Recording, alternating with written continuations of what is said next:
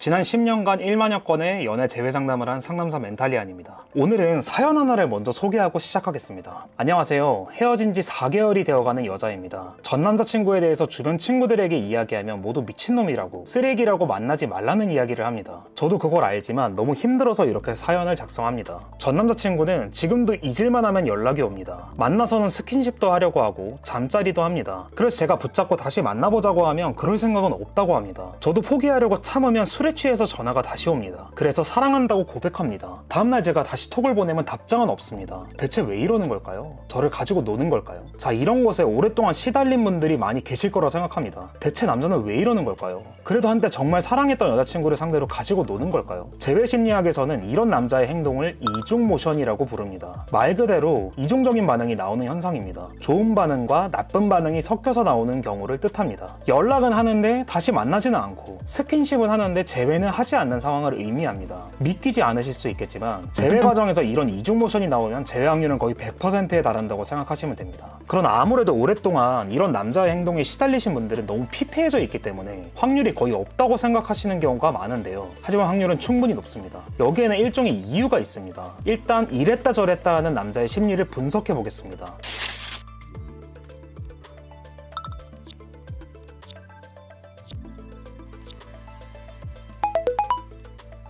비유를 하나 들어볼게요. 피자를 너무나 좋아하는, 다이어트를 하는 남성이 있습니다. 이 남자는 다이어트를 위해서 피자를 너무나 좋아하지만 참고 있어요. 근데 여기서 눈앞에 피자가 나타납니다. 남자는 손을 뻗었다가 다시 손을 거둡니다. 이런 행동을 반복해요. 여기서 이 피자가 만약에 인격체가 있다면 이렇게 생각할 겁니다. 이 남자 나를 가지고 장난치는 건가? 자, 만약 이런 상황이라면 이 남자는 피자를 싫어해서 그러는 걸까요? 아닐 겁니다. 피자를 너무나 좋아하지만 다이어트라는 장기적 목표를 위해서 피자를 치워두는 거겠죠. 그러나 마음속으로는 피자를 너무나 원하기 때문에 중간중간 못 참고 손을 뻗는 겁니다. 그러다가 다시 피자를 손에 대면 안 된다는 생각이 들면 손을 빼는 겁니다. 음식을 비유한 게 좀 그렇지만 재회 과정에서 남자의 이런 헷갈리는 이중 모션도 이와 굉장히 닮아 있습니다. 쉽게 말해서 여자에게 남자가 굉장한 끌림을 느낍니다. 이를 재회 심리학에서는 남자가 여자에게 고프레임을 느낀다고 합니다. 그러나 만날 당시에 서로 상처받고 크게 싸운 기억들이 있습니다. 그래서 재회에서는 안 된다는 이성적인 생각을 하게 돼요. 그러니까 끌림과 같은 본능적인 감정과 차가운 이성이 서로 충돌합니다. 이게 왔다 갔다 하는 거예요. 본능이 우선할 때는 여자가 그립고 보고 싶어져서 연락을 하고 스킨십을 하려고 합니다. 그러나 다시 만나면 안 되는 이유가 떠오르면 거리를 두고 언제 그랬냐는 듯이 여자를 피합니다. 이런 행동이 계속 반복되는 겁니다.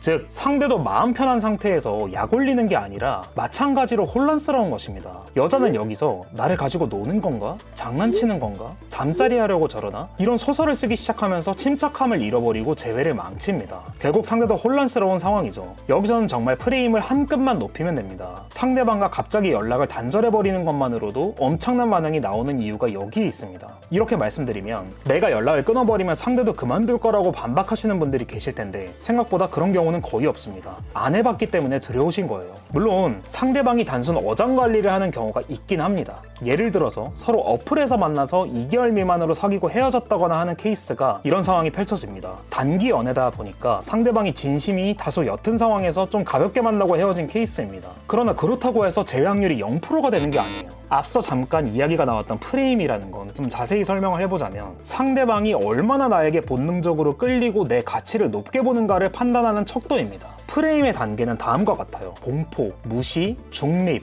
어장관리, 호감, 사랑, 그리고 마지막 집착. 뒤로 갈수록 더욱 강한 프레임을 느끼고 있다고 생각하면 되겠죠. 자, 여기서 어장관리 레벨에 있다는 건 공포나 무시 단계에 있는 상황보다는 윗단계로 진입이 훨씬 쉬운 상황이라 볼 수 있습니다. 공포나 무시 단계에서 어장관리로 뛰어오르는 게 어렵지, 어장관리에서 호감이나 사랑 레벨로 진입하는 건 그렇게 어렵지 않아요. 생각해보면 간단한 이치입니다. 어장관리도 어느 정도 매력이 있어야 합니다. 애초에 서로 간의 레벨이 너무나 크게 차이가 나거나 매력이 너무 없어 보였다면 어장관리조차도 하지 않았을 겁니다.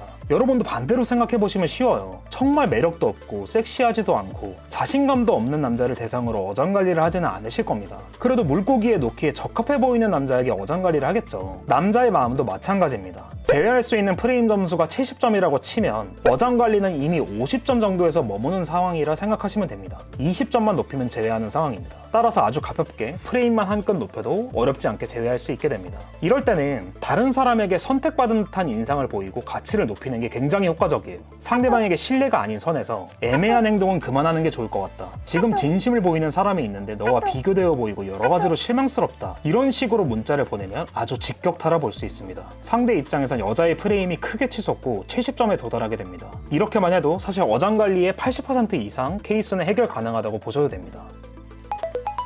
결론적으로 상대방이 헷갈리게 하는 행동은 나쁘게만 볼 것이 아닙니다. 남자 역시 여자를 좋아하지만 굉장히 혼란스럽거나 어장관리를 하곤 있지만 그래도 여자가 나름의 매력을 지니고 있다고 판단하는 상황입니다. 만약 어떠한 감정도 남지 않았다면 애초에 모든 연락이 끊기고 이중 모션도 나오지 않았을 겁니다. 따라서 침착하세요. 한 끗만 프레임을 높이면 어렵지 않게 제외할 수 있는 제외 직전의 상황입니다. 자, 오늘 영상은 여기까지입니다. 더 궁금하신 주제가 있으시다면 댓글로 알려주세요. 다음번 영상에서 다뤄볼 수 있도록 해보겠습니다. 감사합니다. 멘탈리안이었습니다.